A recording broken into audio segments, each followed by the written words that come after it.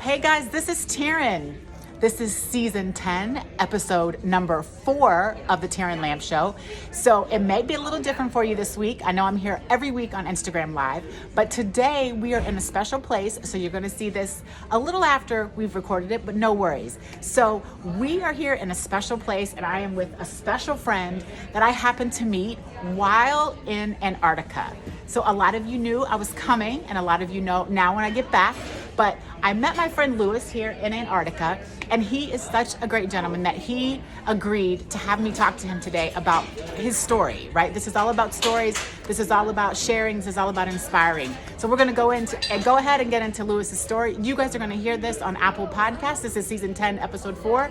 It's also going to be available on YouTube and Spotify and our Instagram and my website. So as soon as I get back. So Lewis. Yes. Thank you so much for joining me. Thank you so much for sharing. Of course. Let's get started. How did you get here to Antarctica?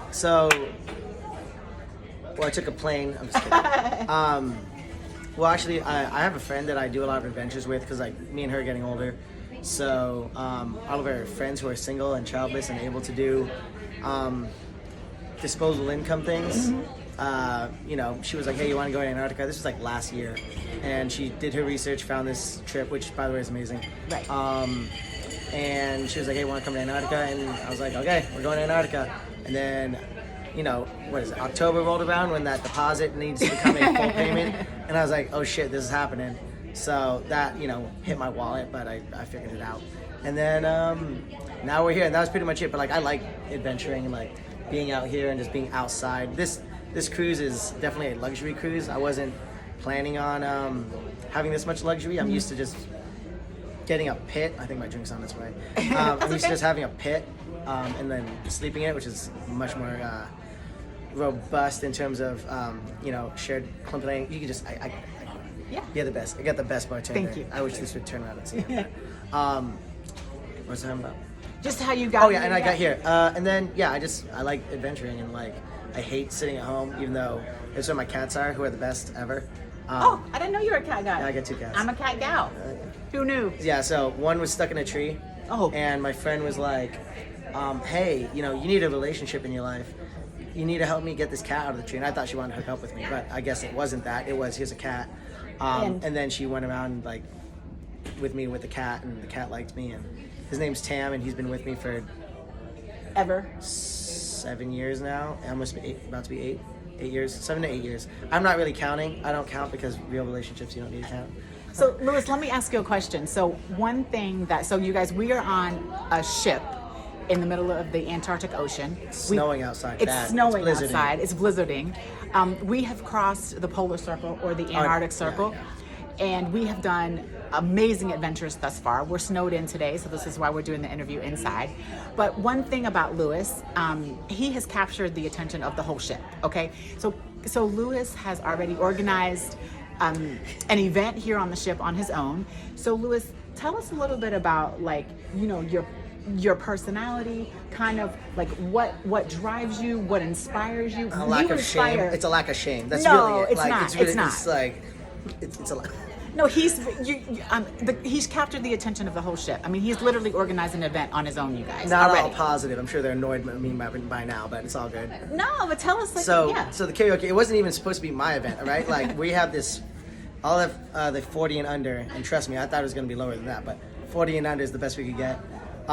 We were all playing, song trivia, and what was going on? Oh yeah, we were playing song trivia, and we just came up and we didn't realize it was song trivia. It was just guess the song. So we just started singing every song, and then we were like, are we doing karaoke? And all the girls were like, let's do karaoke, blah, blah, blah, blah, blah. And then somehow I became the spokesperson of the group because it's me, and I always become the spokesperson for everything. So, naturally I just did the proper management leadership style of, okay, fine, give me the paper, give me the roster. I got everyone to sign up. Everyone signed up. It's going on at 16:30 today, and is it?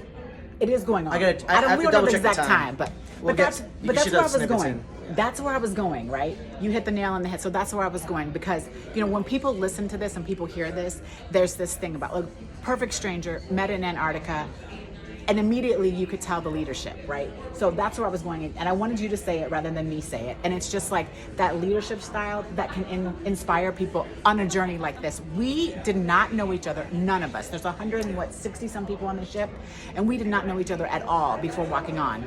And it's stories like this, I think, that, you know, when I look back at this later and we listen to this, that Lewis didn't know anybody from a can of paint. I think he knew one person, right? When you I know came on. Megan, yeah.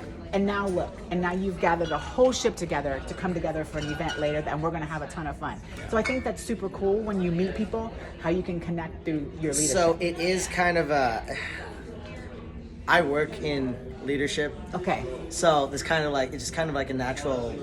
I don't want to say, because I really think leaders are made, not born. Everyone says that leaders are born. It's like, nah. Like, you need to know, and well, I'm trying to word this in a tactful way. In order to get people to do what you want them to do, you need to understand people. And everyone has their own motivations, and everyone has their own shit going on in their head. Mm-hmm. And you're never going to get everyone to like you. So you just kind of got to set an expectation and tell them, like, this is what you want, this is what you get. Because they were like the ones trying to get karaoke. Yeah, the 40 and under. They're like, oh, well, we want to do karaoke. I'm like, okay, well, this is what we need to do to get karaoke done. Mm-hmm. And they're like, well, you know, I don't want to sing. I'm like, just fucking, you're the ones who did it, and now I'm in charge of it. So great. So then I just did my usual schmoozing of like just being social and talking to people and being able to just find some common ground, work off that, and then hand them a karaoke sign sheet, say, hey, this is to Save the Whales. And then they look at it and it's like, what song and artist and what is that? I'm like, just sign here. We just need 10 names. I mean, but joking. I think that's super cool. You guys, this is the TERRAN Lamb Show. We are in Antarctica, so you'll see this a little after we get back. A little after we get back. So I know you're used to seeing it live. And we're talking to Lewis today. And I met Lewis on this ship. And this is season 10, episode 4. You're gonna, when you see this, by the time you see it, it's gonna be on YouTube, Spotify, Apple Podcasts, and my website. And I think that's the message in this story, that, you know, we are coming together from all over the world. You guys know the show has people from all over the world. And sometimes you meet people and sometimes you can see their leadership. And then sometimes you meet people like Lewis, who not only can you see his leadership, but he has done what? He has taken action. And it seems like, hey, look, this seems easy, but you know, everybody didn't do it, right? Lewis did it. Not only did he do that, he set up this, and you guys know my technical challenges, already know.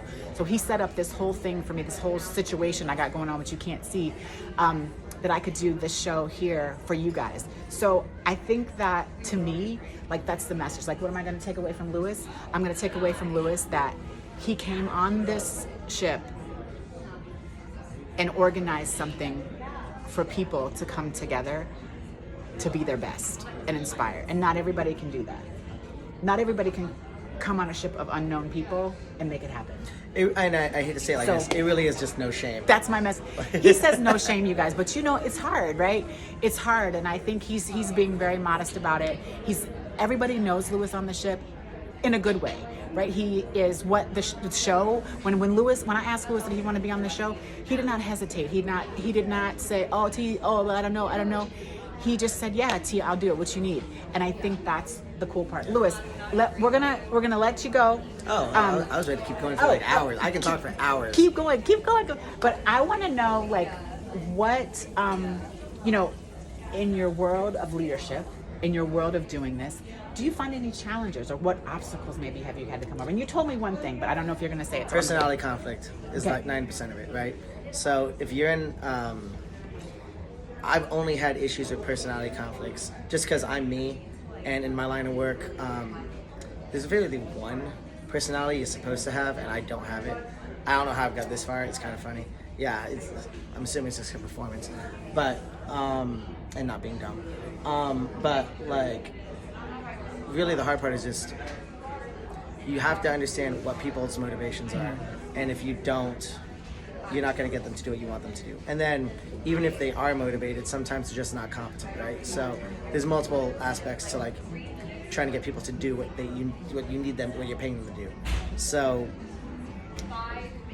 it's a split between, they're working for a paycheck, right? Like in the end, no matter what line of work you're in, you're working to like get a return on what you're producing. I would say that like 90%, well, not 90%, you know the phrase like 20% of the people Yeah. do 80% of the work? Okay, that's true. And everyone else is just doing the bare minimum, which, for better or for worse, I get it. You're going to perform to the level that you're held to. Some people try to paint it up and church it up and say, well, I'm holding you to a higher standard and blah, blah, blah. But, like, realistically, that only works for the people that are, like, true believers, right? The rest of them are just there because they need to be, and they got a mortgage and kids and a nagging wife. Sorry, you know what I mean. What? Lewis, So- I'm about to or take husband, Lewis off the or show. husband. But, or even if they're women, they still have wives. You know, like, a lot of people are in their jobs because they have to be. And being able to either motivate them or get them to what they need to be doing to continue to perform to the level that you need them to, that's what I work to do. And the only way to do it is to understand why, personalities. where their deficiencies are. You're not going to know how to make them better if they don't know where their deficiencies, but they need to know their deficiencies. Because I've seen it in, like, the civilian sector where, like, people they don't know how to tell their employees they're bad, for lack of a better term. And if they do it, they just do it in a way that doesn't make anything better. When I worked in food service a long time ago in a galaxy far, far away, I saw it where, actually no, that's a bad example. They were actually really good there. I was a stock boy at Vons. It's a West Coast thing. I guess outed myself. Nope. Stock boy at Vons. I got it. Where the leadership, not to me directly, because I knew what I was doing, but, like, telling people you're wrong and not really helping them fix it, or, like, using their employees as scapegoats. That's kind of like, it's bad leader. I'm trying to give anecdotal evidence that would really, like, state what I'm trying to say. Well, I think what you're trying to say is that, you know, the conflicts and, you know, some of your obstacles have been personality conflicts, but what you've been able to do is navigate through that and navigate what motivates people and what inspires people to get them to come together, just like you did on the ship. I see that. So that's what I feel like when I hear you say that, and of what I know of you. Lewis, we are going to sign off. Oh, okay. And I know I could talk to you for so long. So we're going to sign off. So you guys, we're going to, there's a couple more people we're going to get on for this episode. So this is season 10, episode number 4. We're going to have a 4B. We're going to interview a couple other people. But I just want to thank you for listening. I know you're going to listen later. And Lewis and I, so when this goes up on Instagram, I'm going to get a hold of Lewis. Tag me. And tag him. But I just want to thank him for being Lewis and for coming together and being on the show at a moment's notice. Lewis and everybody else, be good to yourself and each other. Until next time.